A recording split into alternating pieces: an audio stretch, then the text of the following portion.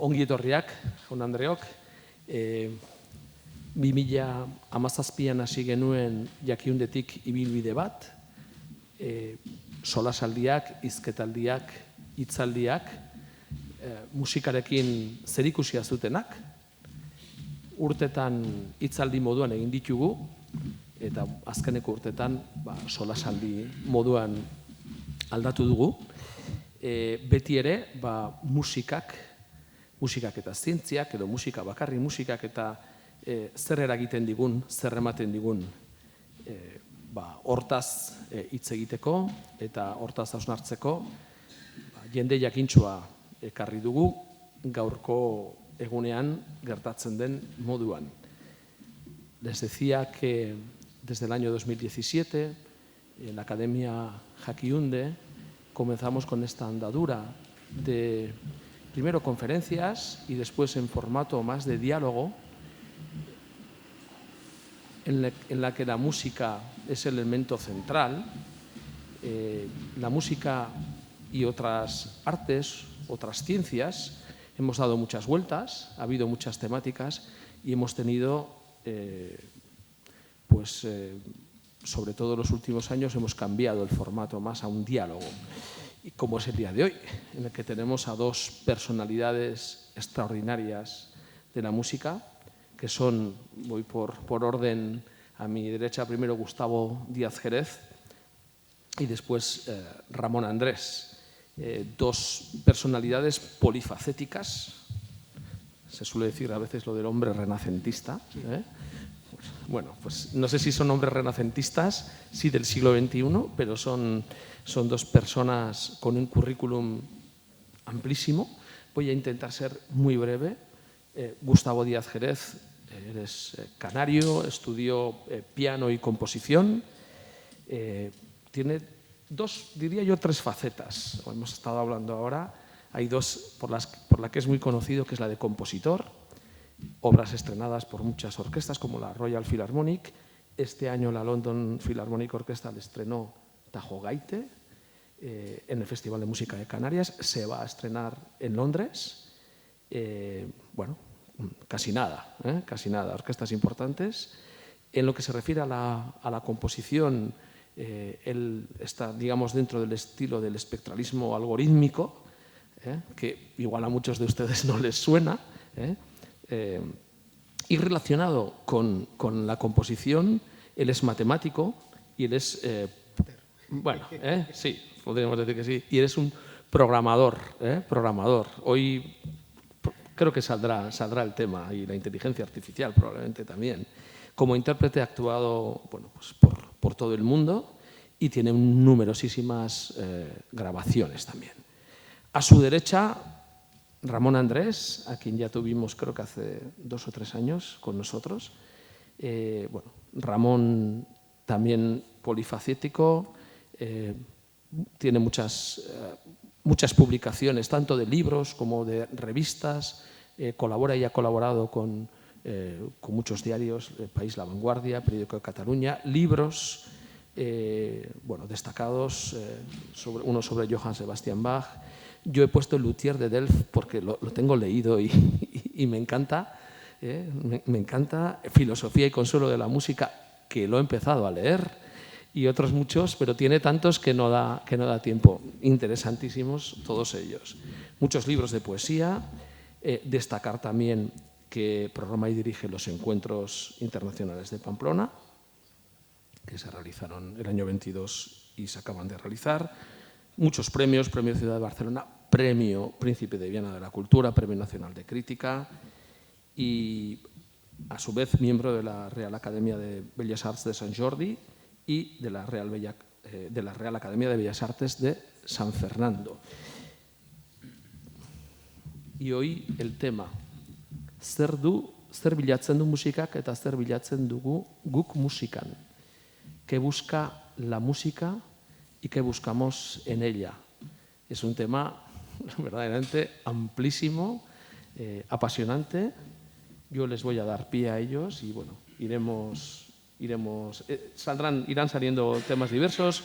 Yo haré un poco de moderador, o como decimos aquí una palabra que utilizamos del euskera, de siricador, Ahí, intentaré meter la vara y hacer preguntas y posteriormente, pues todos ustedes, como solemos hacer en estos coloquios, pues tendrán la oportunidad de poner sobre la mesa las preguntas que ustedes estimen convenientes. Agradecer, antes de darles paso, como siempre, a quien nos acoge, que es el Archivo General de Navarra, y también a nuestro patrocinador, que es Laboral Kutxa. Pues sin ellos no sería posible, sin su gran apoyo. Y decir también que algunos de ustedes habrán venido también a la primera conferencia, que fue hace 2 semanas, y habrán visto en el programa, o lo habrán visto hoy, que estaba programado Tomás Marco. Tomás Marco está muy bien, tuvo una caída hace unas semanas y no le ha sido posible estar entre nosotros, pero decirles que tranquilos, que está muy bien. Y además, le sustituye otra personalidad también como el polifacética y muy interesante. Y nada más que decir. Gracias por venir, Eskerrik asko, y cedo la palabra. Muchas gracias a todos por venir, Eskerrik asko. Y bueno, ¿qué quiere decir la música y qué buscamos en ella? Pues una pregunta complicada y de muchas facetas. Yo opino que una de las más importantes, no la única, es la emoción. Desde que hay humanidad, hay arte y hay música. Sabemos que hace 20, 30.000 años ya construían instrumentos musicales, flautas de hueso, instrumentos de percusión, o sea que es algo, digamos, intrínseco a la naturaleza humana. La emoción, por supuesto, en la música depende muchísimo de la sociedad en la que vivimos y de nuestro bagaje personal, ¿no? Y pongo un ejemplo, o sea, si Guillaume de Machaut escuchara un nocturno de Chopin, que a nosotros nos puede emocionar particularmente, seguramente no le causaría una gran emoción, o al menos no la misma, quizás se quedaría horrorizado. Y lo digo porque, claro, la música tan diatónica de los maestros del siglo XIV y XV, comparada con el gran cromatismo de Chopin, que a nosotros, creo que podemos estar de acuerdo, nos produce ciertas emociones comunes, pues en el siglo XV no sería así. Entonces, estas emociones pues, no están en realidad imbuidas en la propia música, sino que les hemos dado un sentido a lo largo de la propia evolución de la música, ¿no? Que si ustedes piensan, pues vamos a poner en la música occidental, desde el gregoriano, ¿no? Que a veces era un canto llano, una sola voz, luego se fueron añadiendo voces, el órganum a 2 voces, a 3 voces. O sea, en la música occidental ha ocurrido una cosa a lo largo de los siglos, que es que hemos estratificado. Y sin embargo, en otras culturas no. Por ejemplo, la música india se basa más en el ritmo y en líneas melódicas que no tienen que ver con nuestro sistema tonal, pero lo que es la música occidental, digamos que ha crecido verticalmente, ¿no? Y eso, pues, poco a poco, con la evolución a través de los siglos, pues ha ido asignando, vamos a decir, una serie de emociones a ciertos acordes o enlaces de acordes. ¿No? ¿Por qué asociamos una emoción quizá de tristeza al acorde menor? Bueno, para los que no sois músicos, el acorde menor es el que sería, por ejemplo, do, mi bemol, sol, ¿no? Los acordes menores que tienen una tercera menor y una tercera mayor. ¿Y por qué el acorde mayor lo asociamos a la alegría? Pues porque es una cuestión que se ha ido desarrollando de manera un poco, no quiero decir arbitraria, pero subjetiva a lo largo de los siglos. O sea, y esto está estudiado científicamente, para una tribu de la Amazonia, como pueden ser los Tsimane en Bolivia, estos acordes no les producen ninguna emoción relacionada con la nuestra. Ellos los reconocen como diferentes, pero no tienen esa asociación. Entonces yo creo que quizá, en mi opinión, como compositor, lo que buscamos tanto intérpretes como compositores es pues emocionar a un público que te pueda entender. Y que por eso yo soy de la opinión de que el compositor, sin renunciar a su lenguaje y a su manera de componer estéticamente, tiene que comunicar a la gente. Buenas tardes. Sin duda el arte es comunicación, la música, por supuesto. Ciertamente yo creo que no existe ningún arte, ni siquiera la escritura, ni siquiera ese poema que vamos leyendo despacio y que asimilamos, no tiene la capacidad que tiene la música de tan rápidamente imprimir un estado de ánimo y una capacidad de modificarlo en un compás, ¿no? Porque en el fondo somos receptores de conceptos, sí, pero sobre todo de sonidos. La prehistoria fue importantísimo el sonido como revelación de posteriores mitologías, lo que has comentado, la construcción o la fabricación de instrumentos que, por ejemplo, unas flautillas de hueso que se han descubierto en unas excavaciones cerca de Ulm, en Suabia, en Alemania, tienen 40.000 años con orificios. Es decir, buscaban una melodía, ¿no? Una imitación de lo que oían, del canto de los pájaros. Y esto ha constituido con el tiempo un lenguaje paralelo al nuestro, al oral, al lenguaje oral, y ha sido capaz de formular también un mundo, ¿no? En tanto que lenguaje. Has hablado del efecto sobre el espíritu, sobre el ánimo. En Egipto la música se utilizaba para curar. Pitágoras viaja a Babilonia, aprende de los caldeos, la música, una parte de matemáticas, astronomía, y él cuando regresa a Samos, que era su lugar de nacimiento en Grecia, en la isla griega de Samos, él aplica las distintas escalas para curar determinados tipos de dolencias. Sabían muchísimo ya. Y no es de sorprender que Platón concluyera después que la música es una forma de filosofía, porque es muy llamativo, sintomático diría, que a lo largo de la historia, empezando por Pitágoras, sus especulaciones sobre música, a lo largo de la historia se ha cumplido un trayecto muy importante entre la música y la filosofía. ¿Cuántos filósofos, filósofas han escrito sobre música? Muchísimos, muchísimos.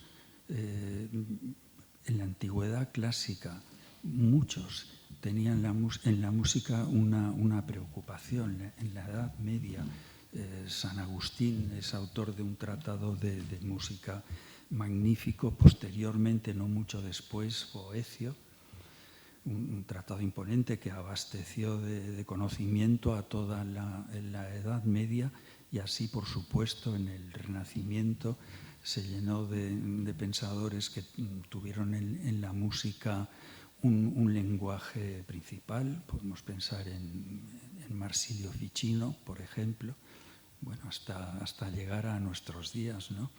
Podemos pensar en Nietzsche, su maestro después refutado, Schopenhauer, y tantos más, ¿no? En nuestros días, Agamben, Sloterdijk, por supuesto, ¿no? Sí, y también me llama mucho la atención la relación que siempre tuvo la música desde sus orígenes, desde Pitágoras con las matemáticas. Claro. Cómo Pitágoras descubre el monocordo, que, bueno, pues si tienes una cuerda de longitud X, tiene una frecuencia, si la pinchas en el medio, sale la octava, si la pinchas en un tercio, sale la quinta, la cuarta, la tercera mayor. Claro, eso crea un acorde mayor. Entonces, bueno, esto es un poco teorizar, ¿no? Pero una civilización extraterrestre en un planeta donde haya atmósfera, un ser inteligente que haga lo mismo con una cuerda va a llegar a los mismos sonidos. Con lo cual, en cierto modo, es universal.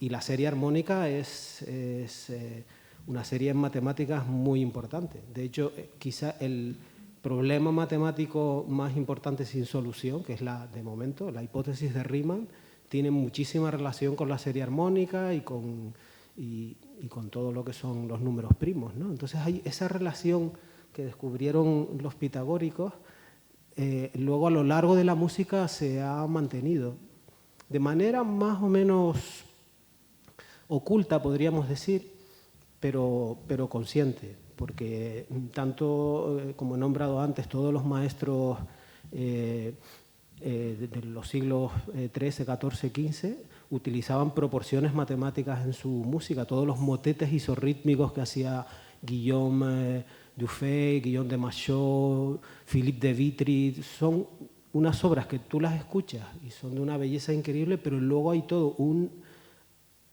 edificio matemático interior increíble. Esto sigue esta tradición con Bach. O sea, Bach es música fractal. Para los que no suene la palabra fractal, los fractales son objetos matemáticos que se caracterizan porque la parte está contenida en el todo y el todo en la parte. Y es la manera que tiene la naturaleza de crear complejidad. Por ejemplo, una hoja de lecho es un fractal natural. Hay una verdura también, el brécol romanesco, que es un fractal natural. Y esto, de alguna manera, quizá, a lo mejor inconscientemente, grandes compositores como Bach, Mozart, lo tenían en su manera de componer.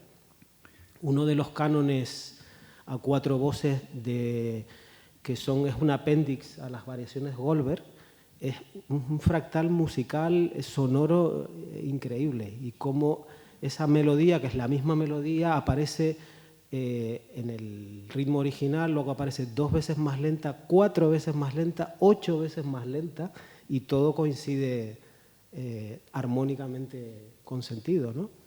Y yo creo que ese concepto de fractalidad es universal también, porque estamos hablando de conceptos que son físicos, que es cómo la física y cómo la naturaleza crea complejidad. O sea que esa relación entre el mundo de las matemáticas y la música a lo largo de los siglos ha sido muy, muy estrecha. La proporción áurea también es una estructura que han utilizado los compositores consciente e inconscientemente, porque ya se sabe que Debussy, Bartók y muchos otros después lo utilizaban a conciencia. Solían poner el clímax de la obra en el número áureo, que es aproximadamente al 62% de la duración de la pieza, ¿no? Pero se ha descubierto también que en sonatas de Mozart, en estudios, preludios de Chopin, existe esa proporción áurea, y que sepamos, pues, o al menos no lo dejaron escrito, que lo hicieran conscientemente. Entonces, Así es, y claro, hoy nos puede parecer muy, muy ingenuo, volviendo a Pitágoras, ¿no?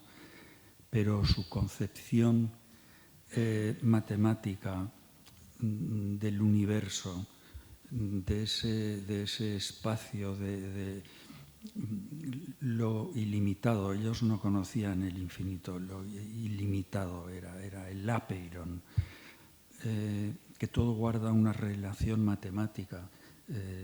La teoría de la armonía de las esferas, es decir, que todo está sustentado, regulado, reglado por unas vibraciones que son capaces de mantener esos cuerpos que a su vez emiten un sonido. Claro, nos puede parecer muy ingenuo, pero no deja de ser una visión primitiva, claro, pero científica de la realidad, ¿no?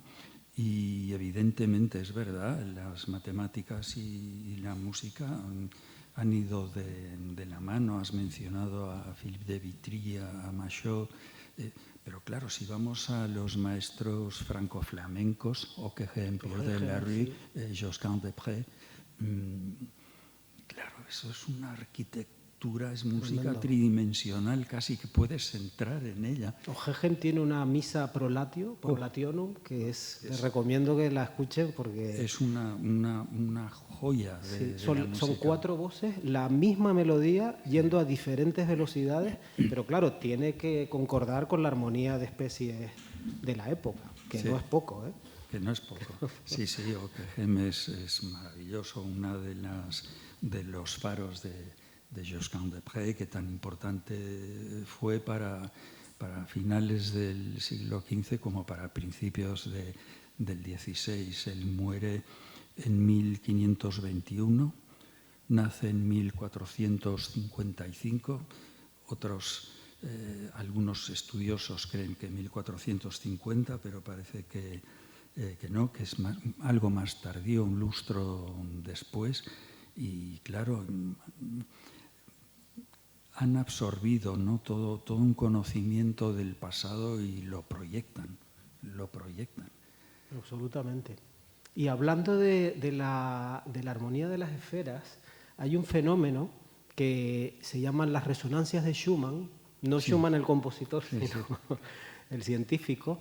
Y claro, el espacio que hay entre la superficie terrestre y la troposfera, eso crea un resonador. Entonces, cuando hay tormentas, se crean ondas sonoras, lo que pasa es que son de muy baja frecuencia. O sea, la fundamental es siempre 7,83 hercios, que es una frecuencia que no podemos oír, y luego sus armónicos. O sea, que todo el planeta está resonando, y esto es literalmente así, no es una cosa solamente filosófica, sino que ocurre y es medible, ¿no?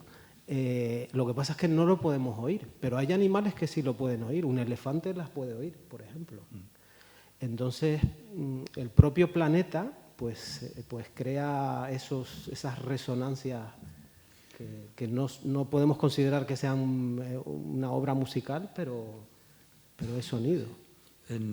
Los continuadores de Aristóteles ya pensaban que había un sustrato en la Tierra vibratorio que era de madera, por eso le llamaban gile, que es materia, pero gile también es madera, o gilé es madera. Pero es que venimos de una resonancia de las primeras mitologías. Los dioses no se ven, se oyen. Nadie ha visto a un dios, lo ha oído, ¿no?, a través del trueno, de la lluvia, luego la imitación de eso en las cuevas, los instrumentos que utilizaban, unas fonaciones también que utilizaban en el interior de las cuevas. La zumbadera que en Canarias se ha utilizado hasta hace bien poco, ¿no? Sí, las chácaras, muchos instrumentos de percusión. Sí, que era la zumbadera, se giraba, era generalmente un hueso plano un omóplato de animal que conseguía hasta 80 hercios en una cueva. Y claro, lo apasionante es pensar que investigadores como Yegor Rednikov descubrió en los años 80, cerca de, no muy lejos de aquí, en las cuevas de Ariège, en Francia. Esto es magnífico pensarlo, se sobrecoge. En los puntos de mayor resonancia es donde hay más símbolos, es decir, la unión del sonido y el símbolo, más figuraciones, más dibujos. Esto nos está diciendo que somos seres resonantes, que captamos la resonancia y que, bueno, que parece que el mundo actual, en cierto modo, nos está ensordeciendo, ¿no? Nos está dejando fuera de nuestro oído interior y de nuestro oído fundamental. No sé si piensas algo. Esto que comentabas, tuvimos, será hace 3 o 4 años, una especialista que nos hablaba de acústica arqueológica, no recuerdo cuál era arqueoacústica. Eso, arqueoacústica, ¿no? Y nos hablaba de esto precisamente, que es que pues bueno, estos antepasados que vivían en las cavernas buscaban en aquellos lugares donde había la mejor acústica o la acústica más idónea o más resonante, era efectivamente donde pintaban. Eso significa que el sonido tenía para ellos una importancia pues eso, grandísima, ¿no? Porque era una explicación para ellos, era una, por decirlo llanamente y de manera impropia, pero era una traducción de la naturaleza a través del sonido.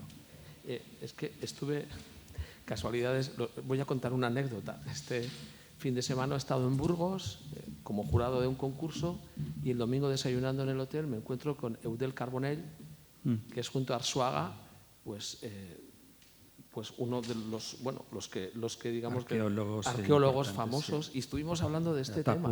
Uno de los directores de Atapuerca. Un señor majísimo, y media hora que empezamos a hablar, y bueno, él de lo suyo, yo de lo mío, y terminamos hablando de esto y decía que sí, que lógicamente, que el ser humano, pues bueno, pues que estaría, seguramente cantaría, porque ya el ser humano habla, me dijo la cifra, no recuerdo si son cuántos miles de años, y que ya tenía, digamos, ese sentido hacia el arte y la trascendencia, ¿no? Sí, un estudioso francés, si me permites, David Boll, que ha trabajado sobre todo durante 50 años, ha estudiado la voz, él ha descubierto el tipo de fonación de los primitivos en las cuevas, cómo se comunicaban. Un estudioso como Stephen Mitten ha corroborado esto, por supuesto. Se comunicaban, cantaban, resonaban, danzaban en círculo muchas veces, porque buscaban un centro.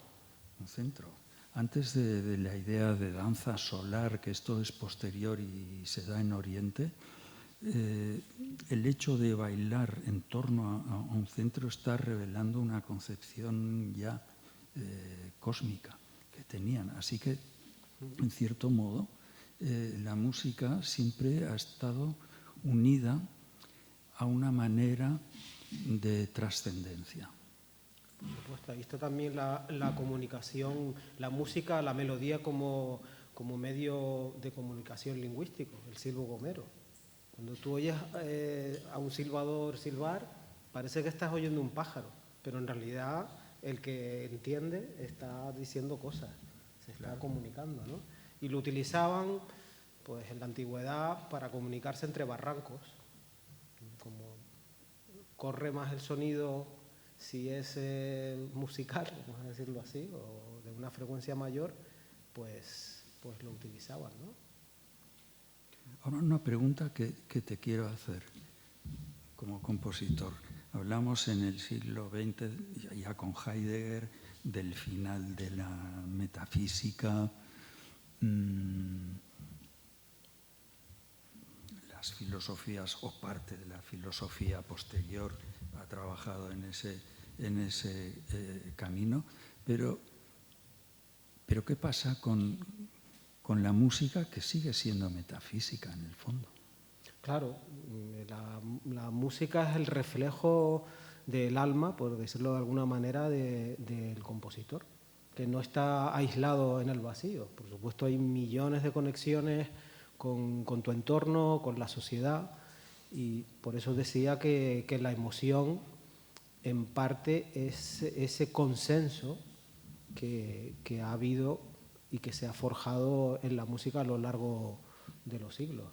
Pero yo como compositor, bueno, cada uno obviamente es un mundo, ¿no? Pero yo cuando tengo que hacer una obra nueva, no puedo sentarme en una mesa, en un papel o al ordenador a escribir notas. Primero tengo que tener algún tipo de idea, que en muchos casos es filosófica, de leer textos, puede ser científica también, pero hasta que no tengo algo, vamos a decir, extra musical claro, no me puedo... Y luego va rápido, luego es como una bola de nieve, ¿no? Empieza el germen y luego pues avanza rápido, ¿no? Pero sin esa idea previa, que puede provenir de la literatura, de la filosofía, de la ciencia, de muchos campos, yo por lo menos no soy capaz de arrancar. Bueno, es un proceso muy parecido al de la escritura de un libro, por ejemplo, ¿no? ¿Cuántas cosas te influyen antes? Ya no solo otras lecturas, ¿no? Tantas cosas, la propia música, el arte, la gente con la que hablas. Claro, es un material, por así decir, y que no suene despectivo, cuando hablamos de gente hablamos de material, pero de primer orden, hasta que ahí está la espoleta, que digo yo, que te salta y entonces empiezas a componer o a escribir. Sí, y a veces es como que la propia obra te lleva, como que te permite predecir lo que tienes que escribir. Y aunque parezca una tontería, muchas veces, bueno, esto nos ocurre en general a los compositores, a los creadores, ¿no?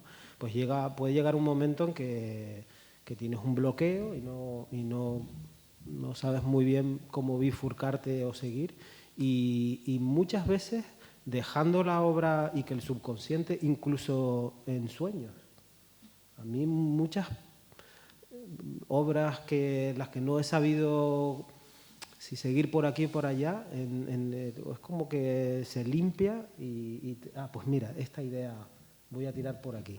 Y eso muchas veces ocurre en un estado un poco, sí, de semiconsciencia, de duerme vela. No sé si a ti como escritor también te ocurre. No, ahora que lo estabas diciendo, es exacto, es así. Y es muy misterioso porque, claro, el material, como dice Ramón, está ahí, pero la predicción de lo que tiene que venir es misterioso. Sí. O sea que lo del mito del compositor romántico algo de razón ya tiene, ¿no? Lo de las musas y... Bueno, yo creo que en el fondo deben ser procesos cerebrales, neurológicos, que quizá tengan una explicación científica. No conocemos prácticamente nada de cómo funciona el cerebro, o al menos yo, esto es lo que siempre leo, ¿no? Que conocemos muy poquito de cómo funciona nuestra red neuronal, pero quizá hay una explicación lógica de por qué eso ocurre. Seguramente, ¿no? La necesidad, bueno, le llamaban los antiguos y después se toma en el tiempo de los románticos el término que es el entusiasmo, pero entusiasmo no como lo entendemos nosotros, el entusiasmos de los griegos, que es estar poseído por una divinidad inspiradora, que te hace componer, crear. Los antiguos pensaron mucho en los estados de ánimo, porque les sorprendía el cambio de carácter, ¿no? Que experimentábamos, ¿no? como humanos. En un texto, un pseudo Aristóteles, en un texto, pues habla de los melancólicos, que dice que son capaces de las mayores heroicidades porque sienten entusiasmos, ¿no? Y les llama a los héroes Andres Epifaneis, los hombres que aparecen, los héroes, pero que después desaparece en su melancolía, ¿no? Y claro, ellos estudiaban, y todas estas teorías se ponen de moda en el siglo XV.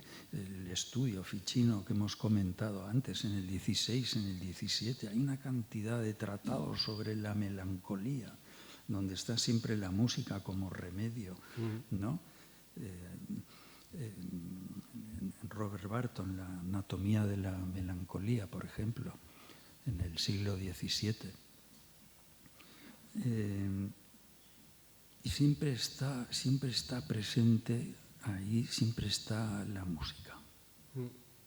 Yo quizá pienso también que esto de lo que hablamos puede ser una función emergente de un montón de cosas, obviamente de tu conocimiento musical, en mi caso, de tu bagaje, ¿no? Igual que es como el concepto de la emergencia, es un concepto natural en el que el todo es más complejo que la suma de sus partes que lo componen, ¿no? Por ejemplo, ahí tenemos el ejemplo clásico, es un hormiguero. O sea, la inteligencia que tiene una hormiguita es muy, muy pequeña, pero sin embargo son capaces de crear esas catedrales, esos termiteros, ¿no? Y eso es el típico ejemplo de emergencia en el orden natural, ¿no? Yo creo que algo ocurre también con la creatividad, que tenemos todas estas ideas, todo este conocimiento, pero el acto de crear es mayor que la suma de todas esas partes. Es una función emergente de todo lo que tenemos dentro y que hemos aprendido. Sin duda, sí. Ocurre incluso este fenómeno de la emergencia en procesos puramente físicos, incluso puramente matemáticos. Un copo de nieve, por ejemplo, que es simplemente la agregación de cristales, es una función emergente en la física. Y en las matemáticas puras hay una rama de las matemáticas que se llaman los autómatas celulares, que tienen también esta característica. Simplemente los autómatas celulares son una serie de reglas muy simples de células con un comportamiento que parece a priori muy determinista, pero luego ocurren unas cosas increíbles. Esto lo descubrió un científico en los años 80, Stephen Wolfram, y a mí me parece increíble porque es algo que no se ha inventado, o sea, se ha descubierto. Es como los números primos. Los números primos están ahí y nosotros hemos tenido pues la inteligencia para entenderlos, ¿no? Un chimpancé, siendo quizá el animal después de nosotros con más inteligencia, pues no los ha podido descubrir, ¿no? Pero no los hemos inventado, o sea, están ahí, ¿no? El fractal de Mandelbrot está ahí en la función que lo genera, ¿no? Entonces, en cierto modo, yo creo que hay algo con la música que va por ese camino. Sí. O sea, que no depende de nuestra humanidad nada más, sino que es universal. Yo quería aquí hacer un poquito de abogado del diablo. Estamos hablando de la melancolía, el entusiasmo, la creatividad, la emoción, relacionado con la matemática, con la arquitectura, desde un punto de vista compositivo. Pero yo quería ponerme en el lado del oyente, porque es una queja que tenemos, ¿no? La música, el oyente que no percibe en ciertas músicas, sobre todo más instrumentales que vocales, porque la música vocal con el texto puede tener otra, va a decir cercanía, no sé si es la palabra adecuada, pero yo como intérprete y como oyente también, claro, cuando hay músicas actuales, contemporáneas, sobre todo de vanguardia, ¿no? Pues mucha gente se queja de la frialdad, de que no emociona, ¿no? Eso es una queja, ¿no? Y entonces eso, un compositor, ¿cómo lo ve? ¿Cómo lo ve? Porque parece que hay una dificultad de llegar hacia el oyente. Sí.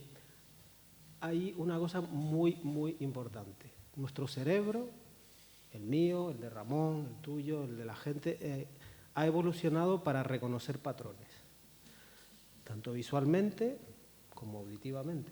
Entonces, el problema que tú estás señalando casi siempre, y pongo la mano en el fuego, ocurre en música donde no es reconocible, o sea, no hay nada que se repite, por decirlo de alguna manera. O sea, este concepto que hablaba antes de fractalidad, de diferentes elementos que pueden estar variados, ojo, que no es coger una melodía y repetirla ad nauseam, no. Es la complejidad, la relación entre la armonía, que simplemente la armonía no es más que la verticalización de las melodías. Por ejemplo, en Bach, muchas de las fugas del arte de la fuga, la armonía se crea porque el bajo va haciendo el tema, a lo mejor lo hace 4 veces más lento. Entonces crea la propia concatenación de esas melodías, crea la armonía, ¿no? Y lo puedes reconocer. Alguien que no sepa música va a reconocer, si escucha una fuga de Bach, el motivo. ¿Qué pasa en mucha música contemporánea? Que en el mejor de los casos se reduce a una sucesión de sonidos más o menos fuerte, más o menos piano, más o menos rápido, pero donde no hay patrones reconocibles. Eso para los intérpretes también es un problema, porque muchas veces la dificultad de una obra es extrema porque tienes pasajes que no, son siempre diferentes, ¿no? Y yo creo que este concepto de repetición, de retorno, que no tiene nada que ver con el sistema tonal, ojo, El sistema tonal es un sistema occidental, porque los indios no tienen ningún tipo de sistema tonal, pero tienen ese concepto de fractalidad, de repetición. Las hojas cuando tú ves un roble, todas las hojas son diferentes, todas, no hay ni 2 hojas iguales, pero hay una repetición y hay un organismo ramificado, fractal, donde hay un tronco que se ramifica. ¿Sabes? Este concepto de repetición de patrones y de fractalidad, yo creo que es lo que se echa en falta en mucha de la música que tú dices que la gente no, claro, es que le llega. Hay un divorcio luego ¿no? entre el oyente y el intérprete, ¿no? En los conciertos de la llamada música clásica, sobre todo, casi todo el repertorio es anterior a 1930, 36, es así, ¿no? Y entonces, claro, hay una falta de costumbre de escuchar. Y claro, todos tenemos, antes hablábamos de la música de cine, ¿no? Que tiene unos patrones para emocionar, para asustar, ¿no? Eso lo tenemos tan interiorizado, ¿no? Armonía funcional, armonía tonal, pero ya hay otros, eso, ¿no? Falta, ¿no? O sea, que lo que faltaría sería escucha de esa música. Sí, pero desde luego, a ver, esto es así, es cultural. O sea, nosotros la gente necesita escuchar y tener un conocimiento para entender también. Pero insisto, o sea, la música de Gubaidulina es maravillosa. Y a la gente le llega más que a lo mejor la música de Milton Babbitt, compositor de los años de serialismo integral. ¿Qué pasa con el serialismo integral? El serialismo integral fue una evolución del serialismo, dodecafonismo de Schoenberg, donde se serializan todos los parámetros musicales. La altura del sonido, el ritmo, la dinámica. al final lo que ocurre, y esto yo he hecho experimentos yo sé programar y he hecho un histograma de eventos y es básicamente como si fuera aleatorio. Al no repetirse nada, ustedes imagínense una enciclopedia que está encriptada y que no hay ningún patrón. O sea, el propio lenguaje humano contiene patrones. O sea, ¿cuál es la palabra que más se repite? Pues creo que es el artículo el. Y así hay una jerarquía que es lo que crea los lenguajes naturales, los lenguajes humanos. Los lenguajes formales, o sea, los lenguajes de programación, son exactamente iguales. Y la música, aunque no sea un lenguaje en el sentido de que no tenga semántica, pero si no cumple con esos requisitos, es muy difícil de entenderlo. Pregunta tú, Ramón. No. ¿Cómo opinas? Esto es así, por supuesto, por supuesto. Pero también el oyente se ha acostumbrado a una forma de escucha. Lo tonal le es grato, le es cómodo, es natural. Pensemos en el rechazo de las primeras obras abstractas en pintura, la ruptura en escultura de las formas clásicas yendo hacia la abstracción. Todo lo que inquieta, todo lo que desdice la unidad que cree que es cada uno o que siente cada uno ser una unidad, eso le inquieta profundamente. Por eso muchas personas se desazonan escuchando música contemporánea. Algunos han comentado que sienten cierta angustia, pero para mí es fundamental la música contemporánea porque nos define muy bien. Si salimos de nuestro individualismo tan cerrado, de la identidad, la gente está perdida. Y cualquier referencia, cualquier tipo de lenguaje, cualquier filosofía verdaderamente abstracta, el arte, la música, en cierto modo te cuestiona, ¿no? Ese sentimiento de lo uno, de lo unitario en sí, ¿no? Y por eso, en muchos sentidos, la música contemporánea es incómoda. Es que yo siempre me he preguntado por qué hay más gente joven, o bueno, de todas las edades, en museos de arte contemporáneo que en conciertos de música contemporánea. Porque requiere memoria. Cuando tú ves un cuadro y nuestro córtex visual está mucho más desarrollado que el auditivo, cuando tú ves un cuadro lo puedes mapear, digamos, como una entidad instantáneamente. Mientras que si escuchas Le Marteau sans Maître de Boulez, por ejemplo, claro, es una obra que dura media hora. Entonces, al requerir memoria, pues esa falta de patrones se nota todavía más. Sí. Cuando tú oyes el tema de Tristana y Isolda, ¿no? Y lo oyes justo, bueno, lo oyes por toda la ópera 1000 veces, ¿no? Variado, cambiado de tonalidad, más lento, más rápido, lo que hablábamos de la geometría fractal, ¿no? Pero y cuando al final de la ópera que se oye el mismo tema y ya resuelve en si mayor, ¿no? Porque al principio casi siempre es como muy ambiguo, ¿no? No se sabe a qué tonalidad va, ¿no?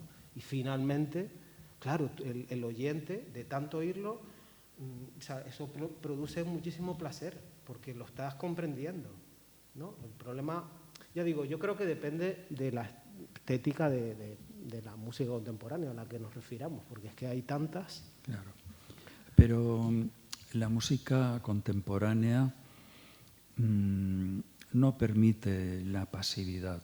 Los jóvenes o mayores o de cualquier edad pueden ir a un museo, contemplar, pero la música no permite pasividad. Ante el cuarteto de cuerdas de Lutosławski, por ejemplo, no puedes estar pasivo. Te pide una acción interior, ¿no? Toda música te pide un movimiento interior, ¿no? Aunque lleve a lo estático. que el propósito de la música sea no el movimiento, sino un reposo final, ¿no? Eso pide del oyente y pide lo que has comentado, cuántas personas van a un concierto y quieren a un concierto sinfónico y quieren escuchar a Beethoven, a Brahms y Bruckner, por ejemplo. A lo mejor lo han oído 50 veces, pero quieren volver, ¿no? Como el niño que quiere oír el mismo cuento. Mis hijos siempre me pedían los mismos cuentos. Y el ser humano es así. El ser humano es así. Sin embargo, yo tengo la experiencia en conciertos pedagógicos que para chicos y chicas de segundo, tercero de la ESO, ¿no? 12, 13 años, 14, y mi experiencia es que tienen para la música contemporánea la mente muy abierta y mucha curiosidad. Insisto, depende de qué música contemporánea. No Claro. es lo mismo Jean Barraqué, otro compositor de la corriente del serialismo integral, que eso ya no existe, por cierto, que Thomas Hades, compositor joven, o Jörg Widmann. El domingo pasado se estrenó en Madrid una obra de Jörg Widmann, se llama Danza Macabra. A la gente le encantó, vamos. Y eso que el público que suele ir a los conciertos es bastante conservador, pero una obra absolutamente contemporánea, con técnicas extendidas en todos los instrumentos, pero, insisto, ese elemento de fractalidad, de repetición, de retorno estaba presente. Y yo creo que es algo que no es subjetivo, o sea, es algo que busca nuestro cerebro. Sí, sí. Ese reconocimiento, independientemente de la estética, ojo, porque no es música tonal para nada. Yo quería introducir un tema que es muy recurrente últimamente, es la inteligencia artificial. La inteligencia artificial en la composición, ¿no? Hablábamos hace poco los músicos, bueno, hay gente que es entusiasta, otra no es tan entusiasta, y algunos dicen van a llevar al paro a muchos compositores, por ejemplo, de música de películas o música de anuncios, ¿no? Y bueno, es un tema apasionante. ¿Qué pensáis en general de la aplicación de la inteligencia artificial? Yo no soy contrario a la tecnología ni a la inteligencia artificial. Es más, nos puede ayudar mucho, nos está ayudando mucho. El problema, lo sabemos todos, es el uso en manos de quien está. Esto ya se ha dicho muchas veces, pero es así, que la inteligencia artificial puede escribir una obra musical o literaria que no puedas distinguir. Quizá, yo creo que el ser humano tiene una zozobra y tiene una capacidad generadora de angustia interior. Somos creadores de cielos, pero también de infiernos propios, ¿no? Interiores. A lo mejor sí que la inteligencia artificial puede captar un día todo ese desasosiego, ¿no? Interior humano. Pero bueno, a mí me gusta decir que irónicamente cuando la inteligencia artificial entre en crisis por estar angustiada, recurrirá a nosotros otra vez, que somos maestros en angustias y otras desventuras. Sí, bueno, yo tengo relación, porque como soy programador, les cuento una pequeña historia muy brevemente. Durante la pandemia, o sea, durante el periodo de confinamiento, ¿no? Que fue marzo, abril, mayo, aunque en realidad, bueno, a mí me llevó hasta julio de 2020, pues decidí probar, a ver a nivel personal con mi portátil, ¿no? Que claro, obviamente no tengo los recursos computacionales de Microsoft, ¿no? O de OpenAI, ¿no? Pero bueno, probé porque todo el código está en dominio público. Todos los algoritmos, las redes neuronales, los transformers, que es lo que ha hecho avanzar un montón últimamente, ChatGPT, etcétera, eso está todo en dominio público. Entonces, me instalé los programas. No es un programa que tú te puedas bajar y ejecutar, sino es una cosa que se llama línea de comandos, que tienes que instalar un montón de librerías. Bueno, es un poco complicadillo, ¿no? Pero bueno, al final tardé como un par de semanas en ponerlo todo en su sitio. Y las inteligencias artificiales aprenden a través de un conjunto de datos. ¿Qué hacen? Son redes neuronales que encuentran qué patrones en ese conjunto de datos los define, ¿no? ¿Qué se repite, qué no se repite, qué cosa es probable que siga a otra? Y luego, una vez les has entrenado, pues lo que hacen es predecir. O sea, igual que cuál es, después de la letra E en español, ¿qué es más probable? ¿Una X o una L? Una L.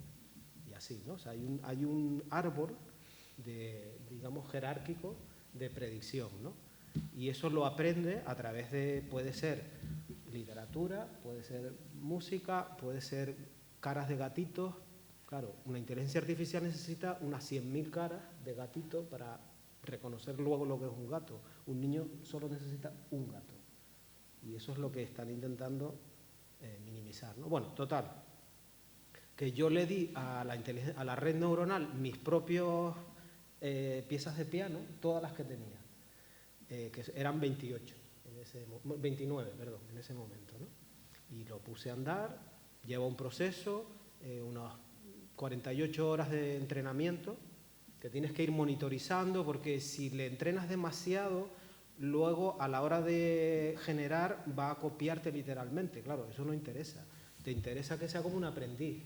Como si tú le enseñas a un alumno, mira, te voy a enseñar mi manera de componer y tú me vas a hacer una base, como hacían los antiguos maestros del Renacimiento, en sus talleres, ¿no? El maestro pintaba las caras y los alumnos pintaban el resto del cuadro, ¿no? Rembrandt, ¿no? Todo así. Entonces, bueno, pues una vez se entrenó, generé como 300 piezas de unos 5 minutos más o menos, eso sí lo tienes que decidir tú, la duración, y luego, a partir de ahí, es solamente escuchar. Entonces yo empecé a escuchar una por una, muchas se descartaban porque eran dificilísimas de tocar, pero al final, como una especie de concurso, pues se quedaron 3, y esas 3 obras son ahora metaludios míos para piano. ¿Las tocas? Sí, las toco. Sí, sí. Y están grabadas, las pueden ver están grabadas en YouTube, en disco también, en el disco que te di antes. Entonces, ¿qué pasa? O sea, ¿son obras de arte o no son obras de arte? ¿Se convierten en una obra de arte cuando el intérprete las hace suyas?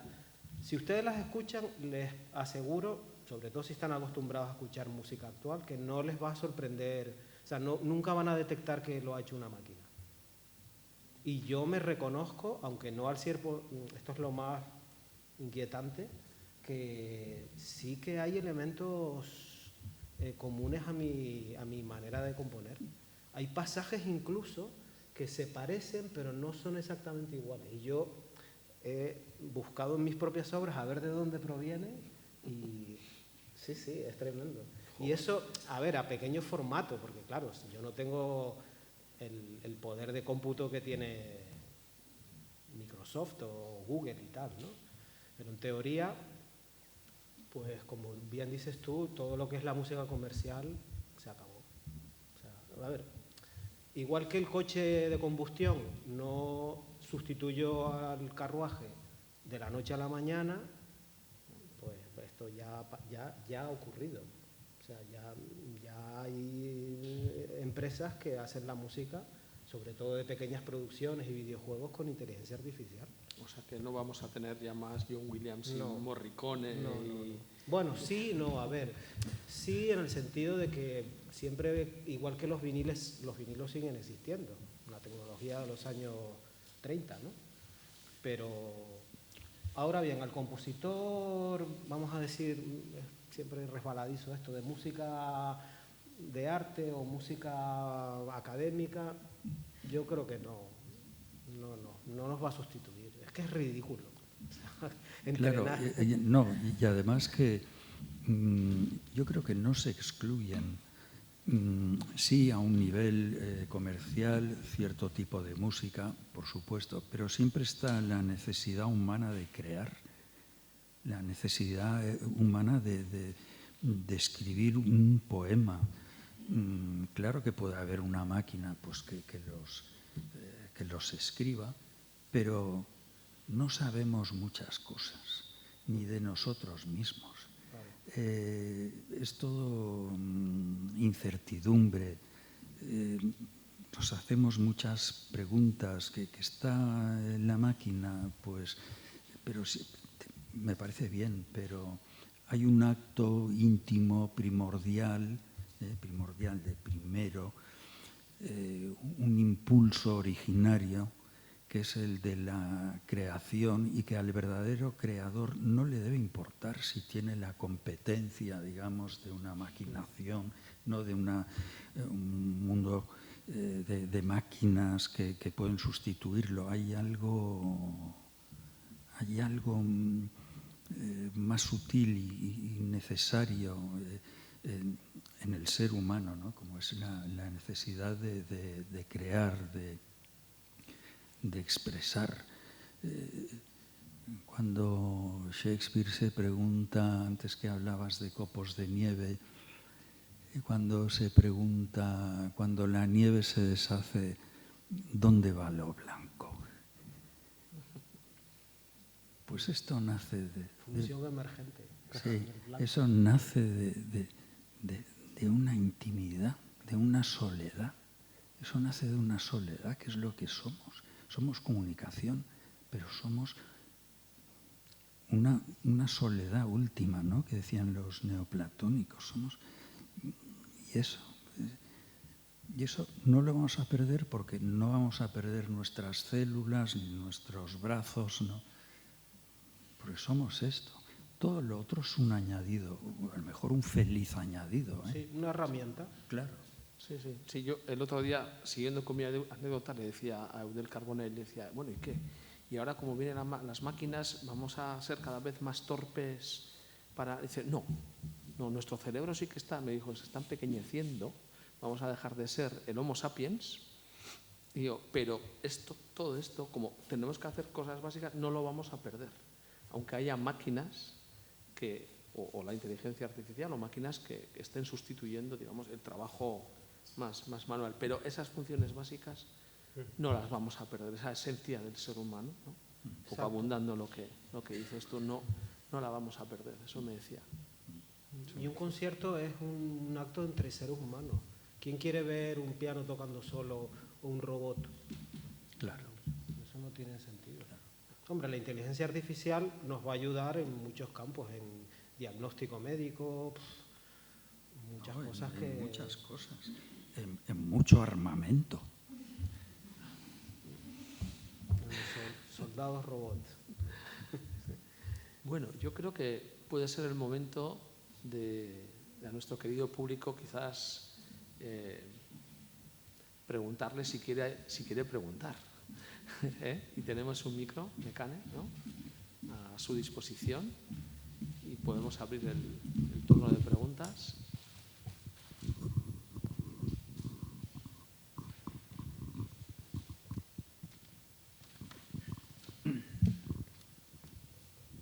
Por aquí, pensaba que alguien levantaba por este lado, pensaba que alguien levantaba la mano, pero allá. Sí. Buenas tardes, muchas gracias. A mí me ha encantado todo lo que han hablado. Tengo muchas preguntas, pero voy a dejarlo solo en una. ¿Hay alguna persona, saben ustedes de alguien que haya investigado los sonidos de las fuerzas de la naturaleza, el sonido que hace el viento, el que hace el agua cuando golpea en el río. ¿Alguien que haya investigado esto y más o menos haya visto en qué tonalidad suenan estas fuerzas de la naturaleza? Bueno, yo creo que muchísimos compositores estamos influidos por eso. Decirte un nombre, pues, desde Messiaen,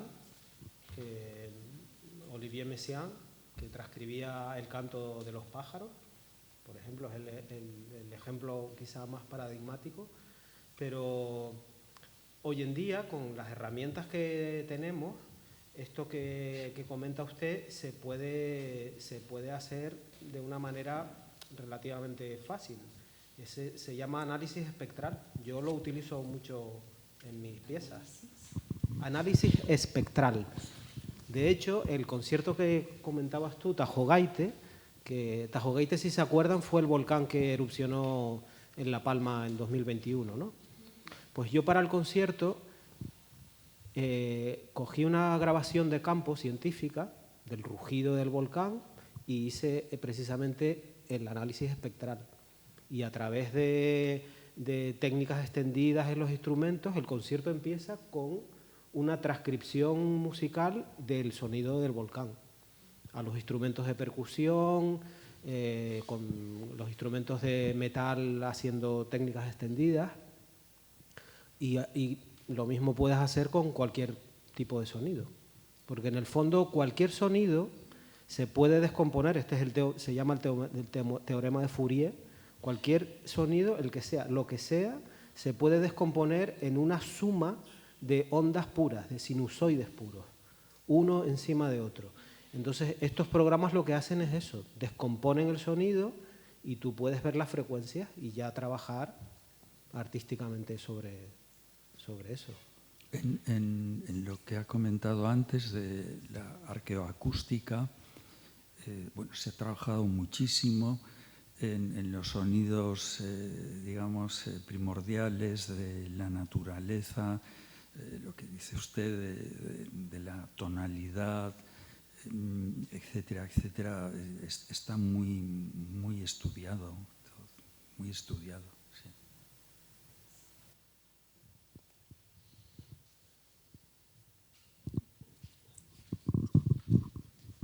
Bueno, buenas tardes.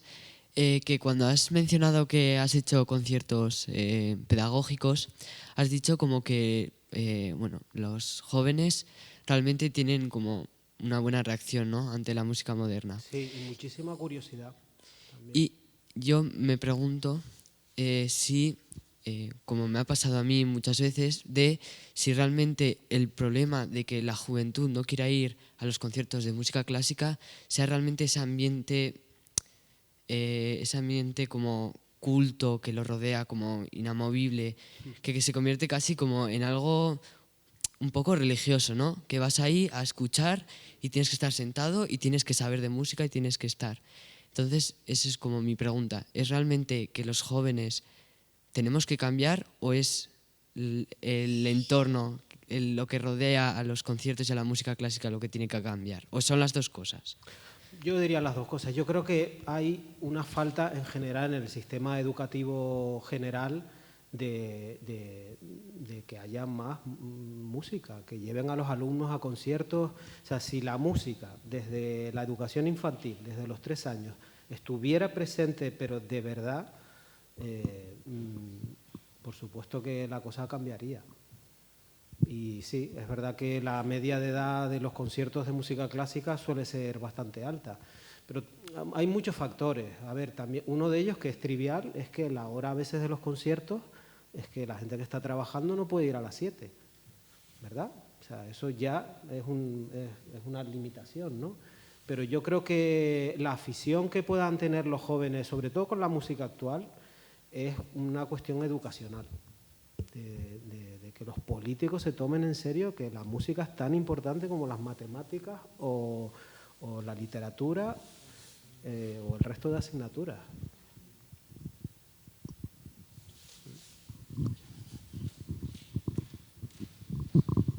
una cuestión de familiaridad. Gracias. A ver, a mí me gustaría hacer dos preguntas. La primera de todo, simplemente para Ramón Andrés, sobre lo que ha dicho de que en la actualidad nos estamos como ensordeciendo, ¿no? Tanto interna como externamente, ¿cuál cree que puede ser la causa? No, perdón, disculpe, no he entendido la primera parte de la... No Sí, la he oído, quiero decir. Que antes de la conferencia ha mencionado que ahora en la actualidad, ¿no? Que nos estamos como ensordeciendo, ¿no? Tanto interiormente como exteriormente. ¿Cuál cree que puede ser la causa? Bueno, hay muchas causas. Detrás de esto hay causas políticas, económicas, sociales. Somos un proceso, iba a decir lento, no tan lento, desde la Ilustración, aunque esto ya nace en el Renacimiento, ¿no? Pero sobre todo desde la Ilustración. Somos un proyecto político. Walter Benjamin decía que ya en el Renacimiento, en las sepulturas no había restos, sino biografías. Y el hecho de habernos encerrado tanto en nosotros, porque estamos ensimismados, que este individualismo, que nada tiene que ver con el individualismo creador del que hablaba Nietzsche, no tiene nada que ver, es un individualismo muy romo. Esto ha hecho que perdamos capacidad no solo de escucha, sino también de contemplación, ¿no? La búsqueda de identidad,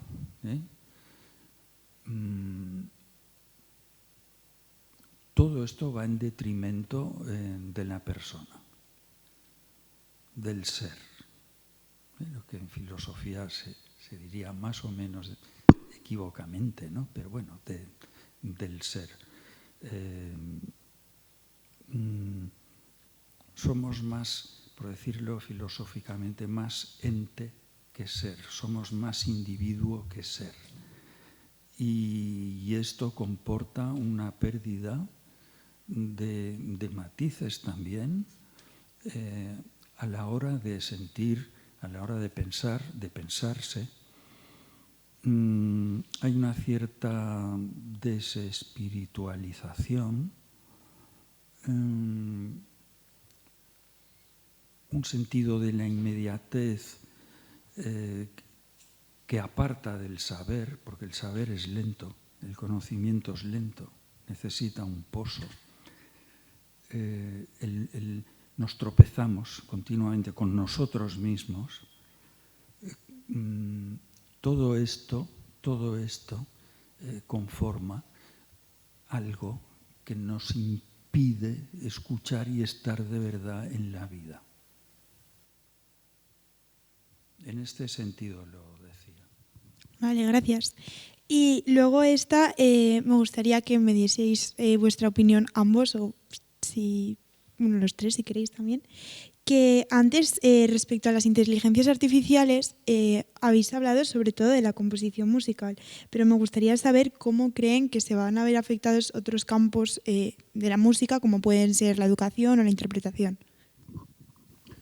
Bueno, la interpretación yo creo que no, de momento no se va a ver afectada, porque ¿qué es un intérprete? A día de hoy pues es una persona que se sube a un escenario, se ha aprendido una obra y la toca para emocionar al público y emocionarse a sí mismo, ¿no?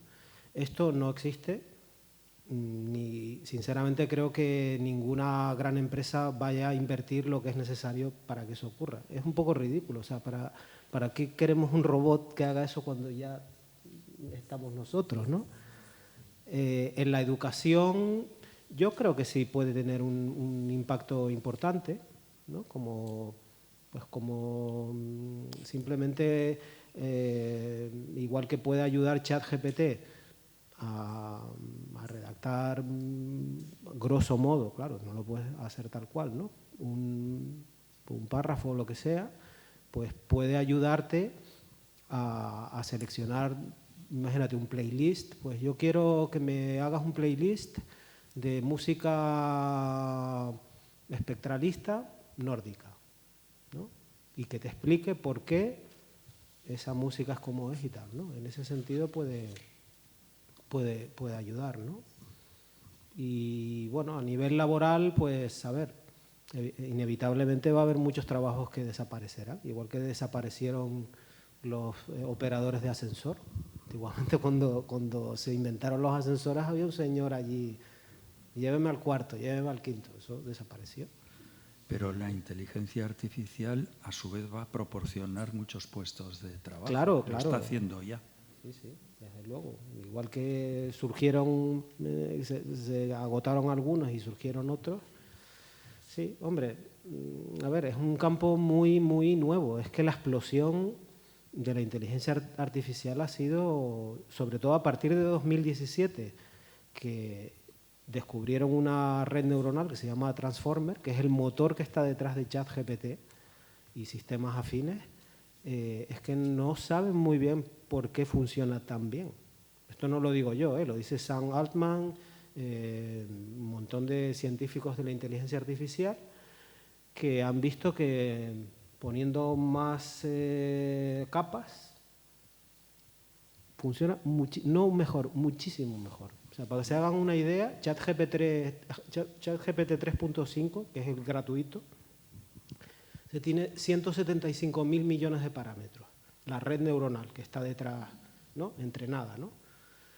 Porque eso, claro, la GPT significa que es un modelo preentrenado, ¿no?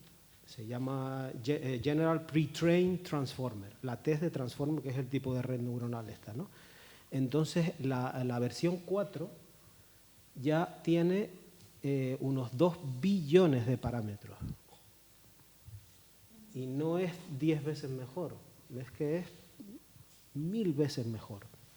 Entonces, muchísimos científicos se preguntan si ese es el secreto, simplemente, de meter más capas a la red neuronal. Bueno, hay empresas que están detrás de lo que se llama una inteligencia artificial general, o sea, que sea capaz, como la de los animales, pues gestionar muchos campos del conocimiento, ¿no? Y hasta ahora pues han sido muy estrechas, ¿no? Pues una inteligencia sabe hacer tal cosa o reconoce tales cosas, ¿no? Pero inteligencia múltiple. sí. La empresa esta se llama DeepMind, que es una empresa de Google, cuyo director se llama Demis Hassabis. Su equipo ha hecho una cosa increíble, que es descubrir el secreto del plegamiento de las proteínas. Eso se pensaba hace 10 años que se iba a tardar siglos en hacerlo, y ya lo han conseguido. O sea, cuando en la célula se generan los aminoácidos en línea, según el tipo de proteína, prácticamente instantáneamente se pliega en una forma, y si no está bien plegada, pues podemos tener problemas, ¿no? Pues el equipo, a través de una inteligencia artificial, dada una secuencia de aminoácidos, predicen el plegamiento de esa proteína. Y eso es vamos, por lo visto era un problema intratable hace 10 años. O sea, que no sabemos lo que va a pasar. ChatGPT 5 ya se sabe que va a tener, o sea, para que os hagáis una idea de lo que ya es capaz de hacer. Ya esto se puede hacer 1 minuto. Simplemente se llama el prompt, que es la entrada de información. Tú le dices, hazme una película de acción de 1 minuto, y ya te genera el guión, el vídeo y el audio. Esto hay una empresa de Google que se llama Sora. Lo que pasa es que no está todavía disponible a nivel usuario, pero ¿por qué? Porque requiere unos recursos de cómputo muy grandes, ¿no? Pero ya puede ser esto durante 1 minuto. O sea, ni siquiera le tienes que dar... Tú le puedes dar el guión, vale. Pues con este guión me haces una película, pero hiperrealista, ¿eh? No de dibujos animados, también podría ser de dibujos animados, ¿no? Pero con actores ficticios. Entonces, bueno, pues es que no sabemos. Es una caja negra. O sea, ahora mismo las redes neuronales Transformer no, y es... Bueno, puede suponer un peligro. Porque como no sabemos en realidad por qué funcionan, qué está pasando ahí dentro, yo soy el primero, o sea, los metaludios que compuso mi chiquitita inteligencia artificial, yo no sé las decisiones que tomó. O sea, ¿por qué detrás de eso viene esto y tal? Ni idea. Y hay cosas que se repiten, ¿eh? O sea, hay un motivo en las 3 piezas que yo elegí que aparece variado, o sea, no exactamente igual. ¿Por qué? Como no le puedo preguntar, y ahí hay un fichero interno, pero eso es, vamos, indescifrable. Entonces, bueno,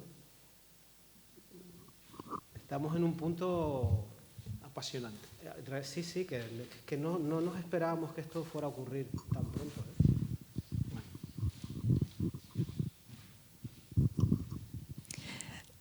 Tras esa primera trabajo conjunto, ¿no? con la inteligencia artificial en tu obra, ¿piensas seguir por ese camino y entrenando a...? No. No, uno porque ya lo he hecho y ya sé que, bueno, que puede funcionar. 2, porque no tengo recursos computacionales para hacerlo. Me tendría que gastar muchísimo dinero. Para que se hagan, esto es muy caro. O sea, hace una semana o algo así se descubrió el número primo más grande del mundo. Tiene 41 millones de cifras. O sea, es 2 elevado a 136 millones menos 1, ¿no? Porque es un tipo de primo que se llama Mersenne, ¿no? Bueno, el chico que lo descubrió se gastó 2 millones de euros en electricidad, en GPUs, entonces, para hacer algo ya un poquito más serio, pues... Vamos, no. Y aparte es que no me interesa. Luego oímos escuchamos una suite para violonchelo solo de Bach y nos colma. Claro. Pues sí, ya está. Un proyecto que a mí me gustaría experimentar es entrenar una inteligencia artificial, pero con recursos, una red Transformer, pero metiendo ahí TPUs y GPUs y tal, ¿no? Con todas las fugas que tiene Bach, no solamente las del clave bien temperado, el arte de la fuga, todas las fugas que hay. Hasta los motetes. Todo. Y las misas. Vamos. Y ver qué ocurre ahí. Y luego pedirle a la inteligencia artificial que escriba una fuga a 7 voces. Bach, la única fuga que tiene en la ofrenda musical a 6 voces es el Richard Carr a 6, que es una maravilla, pero no tiene ninguna a 7. A 7 no hay ninguna fuga. Entonces sería interesante como proyecto científico, pero hay que invertir muchísimo dinero. Retarle, ¿no? Como cuando empezaban las partidas de ajedrez entre Kasparov y aquella computadora, a ver si eres capaz de hacer como Bach a 7. O el Go, el juego este que también que es mucho más complicado que el ajedrez. Es un juego chino, solo utiliza fichas blancas y negras, es de estrategia y se pensaba también que una máquina que jugara al Go mejor que el campeón mundial se tardaría un siglo. Nada, ya juegan a nivel sobrehumano. Esto es la misma empresa DeepMind de Google. Entonces, no sé, por lo menos por curiosidad, a ver si es capaz de hacerlo. Claro, se entrenaría con las propias fugas de Bach, ¿no? No sé si hay alguna pregunta más. Espere un momento, le damos el micro. Sí. Dentro de esta bellísima exposición que han hecho, a mí me gustaría preguntar a Ramón Andrés, ¿qué sabemos de la música en los misterios de Eleusis? los museos, en los misterios órficos? ¿Se sabe algo? No sabemos. No sabemos. Todo lo que tenemos de música griega de tantos siglos se ha podido más o menos interpretar, deducir. Tenemos 10 minutos de música. Pues seguramente esto es mucho imaginar, pero serían tonadas de los pueblos, tonadas populares de los pueblos orientales, que vendrían de Mesopotamia y del mundo iranio, y eso es lo que llega a Grecia. No lo sabemos, entre otras cosas, porque eran misterios, y de ahí viene mística, del silencio, y no lo sabemos. La primera melodía completa que conocemos es un epitafio de Seikilos, se llama, o Sícilo, es otra manera de decirlo, y es una estela fúnebre que paradójicamente es un escolion, una canción de brindis, de bebida, ¿no? Escrita por un músico a su esposa, ¿no? Y le dice que mientras vives, cuando uno vive, brilla. Y dice esto, brilla. No te impongas o trasciende, no. Brilla en un sentido pleno, ¿no? de la vida. Y eso sí, conocemos esa melodía que es muy sencilla, lenta, pese a que es de bebida, de brindis, pero no sabemos, tampoco sabemos exactamente qué sucedía allí, no se podía revelar, ¿no? Pero tenemos muchos poemas de la tradición órfica, esto sí. Nos ayudará la inteligencia artificial. Pues quién sabe. Bueno, no sé si hay alguna pregunta más. Y si no... tenemos. Yo, cambiando de tema, igual me gustaría que hablarais un poco de la música popular actual, no de himnos órficos. ¿Cómo veis el futuro de la... No sé, la música que emociona ahora no es tan académica como la que estáis hablando y, no sé, me gustaría que comentarais algo de la música popular del siglo XX y que no tiene que ver con los teatros, con los conservatorios ni... ¿Te refieres a la música pop? Sí, a la música pop, más o menos, sí. Bueno, en realidad la música pop occidental proviene de la música clásica.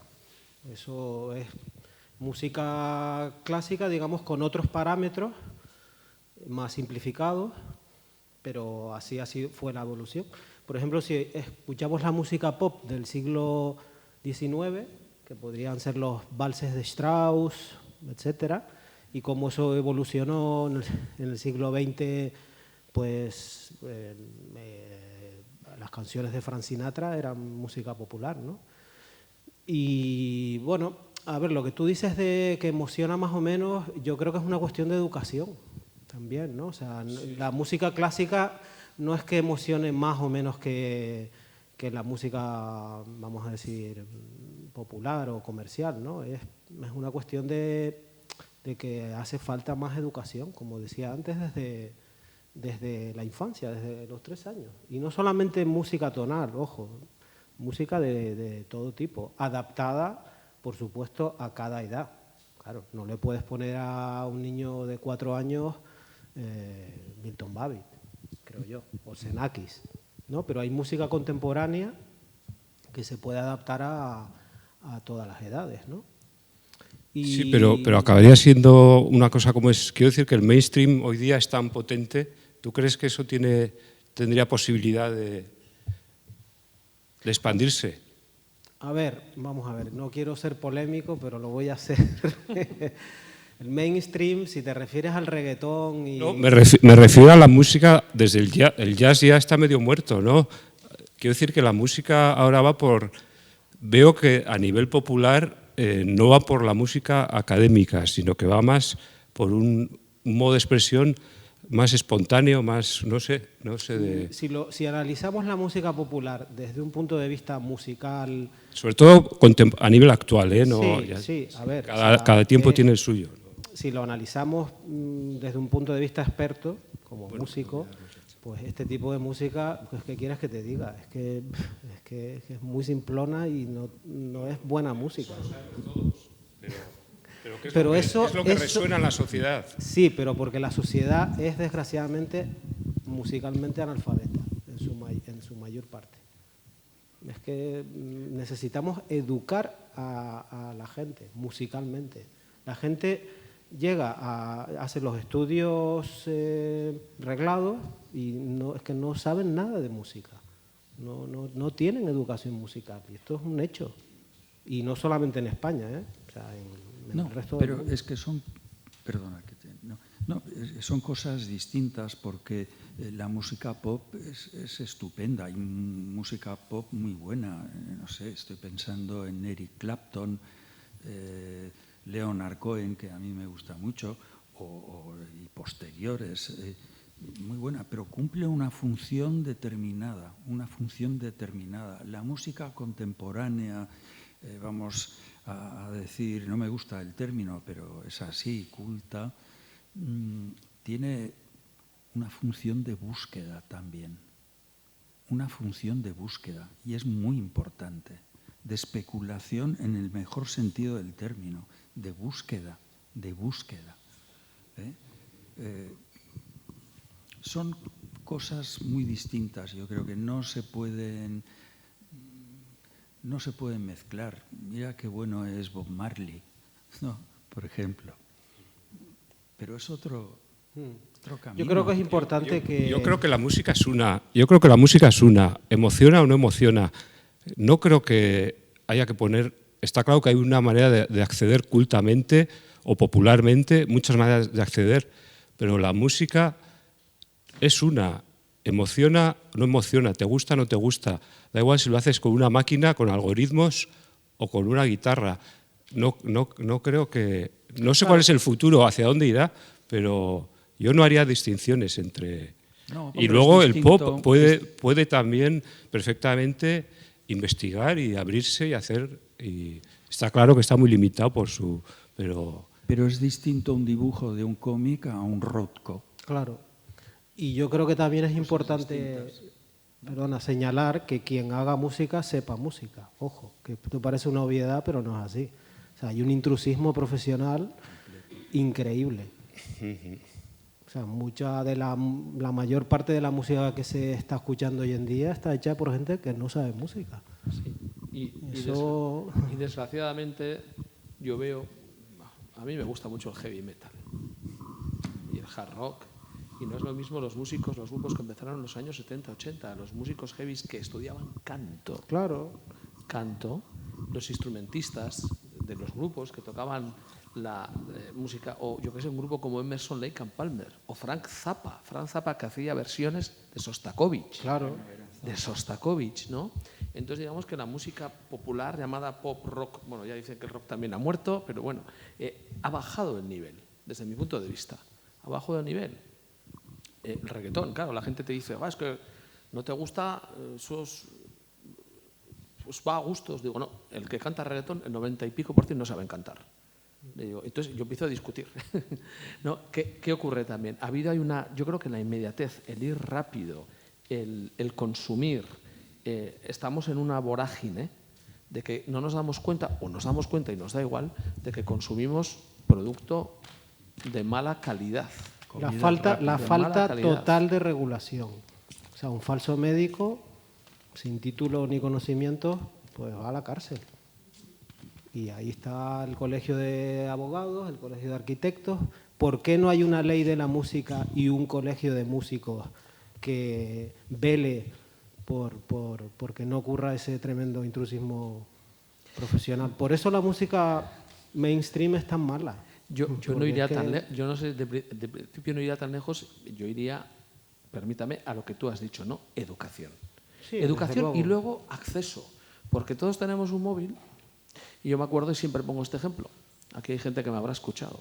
Años 80, a mí nunca me ha gustado poner los 40 principales, pero ibas con tu primo en el coche, Rafael Acarrá, Bruce Springsteen, Michael Jackson, luego salía Rosendo Mercado, igual alguna vez Barricada, los de Pamplona, pero luego salía cualquier cantante de copla española también. Es decir, ibas a una radio generalista y tenías un abanico de músicas impresionante dentro del mundo pop, rock y luego pop inglés, por ejemplo, ¿no?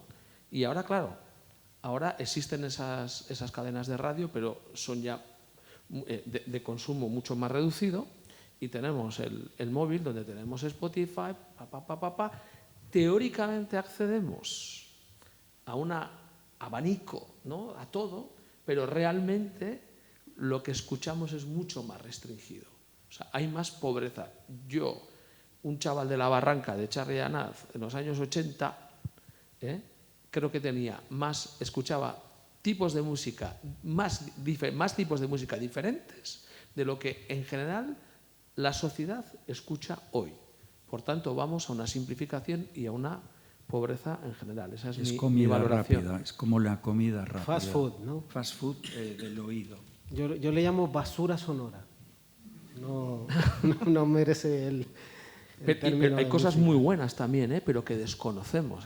Sí. Dentro del mundo pop rock alternativo hay cosas realmente buenas, pero no trascienden.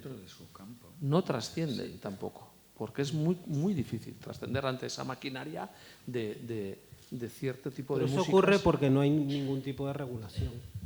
Si no reguláramos el tabaco, el alcohol o las armas, pues ¿qué pasaría? Yo lo veo así. Perdone, bueno, lo que estaba usted diciendo ahora era más sobre variedad en general, pero a mí sí que me gustaría saber, volviendo a la parte de la calidad, cuáles serían los parámetros con los que podamos distinguir que una música sea o no de calidad. Porque yo personalmente sí que pienso que músicas como puede ser a lo mejor el reggaetón, sí que a lo mejor gente que va a una discoteca y demás están como siendo unidos, por así decirlo, o sintiéndose parte de un colectivo a través de esa música, igual que otras personas pueden sentirse a través, pues cuando van por ejemplo a misa y están cantando los mismos cánticos y también se está cumpliendo una función social. Entonces, por eso, a partir de ahí sí que me gustaría saber un poco cuál es el criterio para decir esta música sí que la clasificarían como de buena calidad o de mala calidad. Buenísima pregunta. Sí. Pues, a ver, científicamente no se puede demostrar de manera absolutamente fidedigna como puedes demostrar si un número primo es o no, pero yo, como músico y como experto en el tema, creo que tiene que ver con la complejidad de lo que está ocurriendo musicalmente. Ojo, una cosa es la letra, que muchas veces son letras soeces y machistas en el caso del reggaetón, pero la palabra es la palabra y la música es la música. Quítale la letra, escucha la música, es música increíblemente simple. O sea, la buena música a lo largo de la historia tiene un umbral de complejidad. O sea, un sistema en matemáticas que solo contenga la suma no sirve para nada. Pero como el lenguaje en la poesía, claro, una poesía igual. Una complejidad. Ahí, o sea, claro. ¿cuál es ese umbral de complejidad? Ahí es donde entra una cosa que en inglés se llama fuzzy logic, ¿no? La lógica nebulosa. Pero desde luego el reggaetón, por poner el ejemplo paradigmático, está muy por debajo. Y por eso es música muy mala. Entonces, a partir de allí, ¿podríamos pensar que cualquier corriente minimalista va a carecer de calidad? No, porque la música minimalista es muy compleja. Escúchate Piano Face de Really. No sé si conoces esa pieza. La música minimalista no es nada simple, es súper compleja. A nivel armónico, a nivel rítmico, a nivel tímbrico, es otra estética, pero no es música simple. O tiene apariencia de sencillez, pero dentro, Arvo Pärt, claro. por ejemplo, Arvo Pärt, ¿no? Uno escucha música coral de Arvo Pärt y parece que es, pero dentro de esa cierta sencillez, o sea, hay una sencillez aparente. Es como el Ave Verum de Mozart. Uno dice, si esto no tiene nada.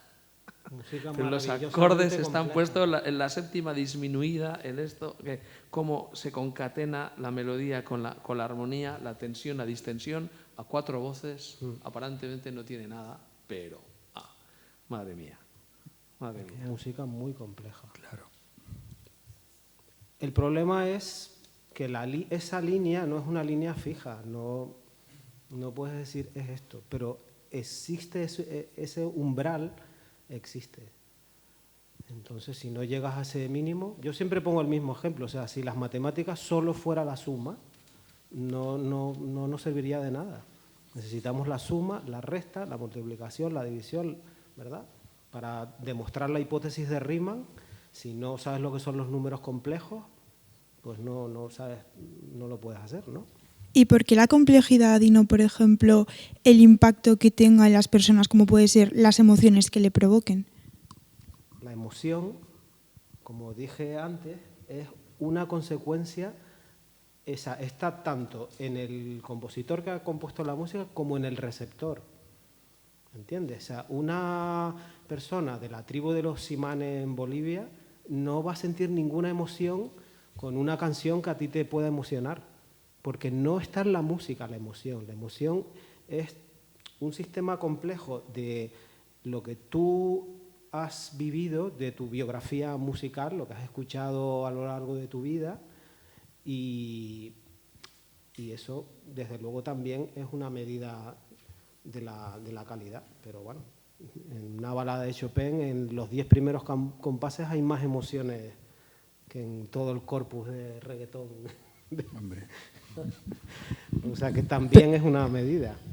Pero siguiendo con este tema, y hago un poco de abogado del diablo, porque yo no soy especialmente, defensora del reggaetón a nivel musical. Como digo, rap y, sí. Y mil más. Vamos. Pero, y voy un poco a lo que ha dicho también el otro interlocutor, puede haber muchísima gente a la que el reggaetón le emocione. O sea, en ese sentido sí que tiene un valor musical. No estoy de acuerdo. Puede haber mucha gente a la que fumar le encante. Mira, la cantidad de gente, disculpa, perdona, que va a comer al McDonald's, al Burger King. Cantidad de gente en Estados Unidos es una legión. Es comida preparada rápida, imagínate los ingredientes que lleva. Esto no lo puedes comparar con una cocina elaborada. Es esto, y a lo mejor un día una hamburguesa de esas que no sabemos ni qué lleva, te apetece comerla, pues un día, pero te embota la cabeza, ¿no? Y es lo que ocurre con esa música, que es como contar con los dedos. Tú has hablado de la suma, es como contar musicalmente con los dedos, pero el pensamiento también es muy plano. Muy plano, que te emociona y que si has bebido un poco y tienes ganas de saltar. Esto es otra cosa. Claro.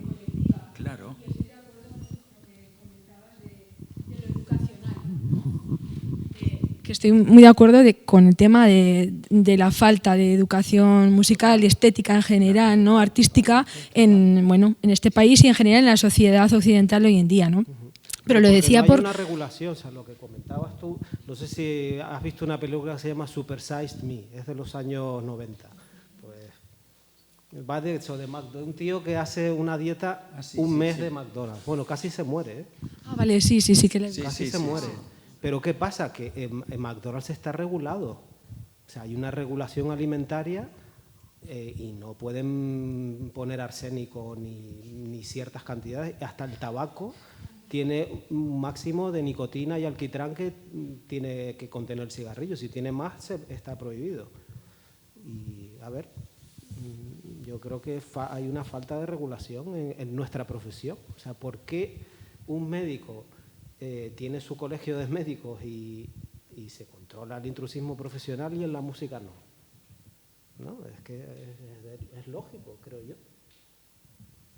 Es que hay un intrusismo tan grande que, claro, como todo el mundo hace lo que quiera, pues, y no hace falta ningún conocimiento musical, porque usan 2 o 3 loops con el Ableton, vamos.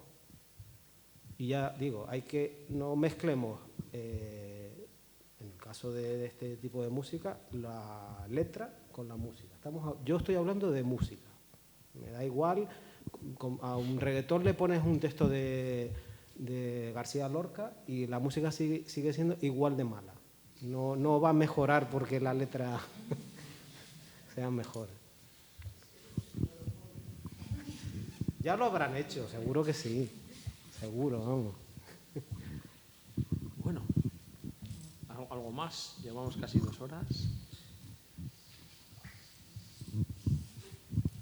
Pues bueno, yo creo que vamos a finalizar agradeciendo primero a nuestros ponentes, Ramón, Gustavo, Ramón, muchísimas gracias. Gracias.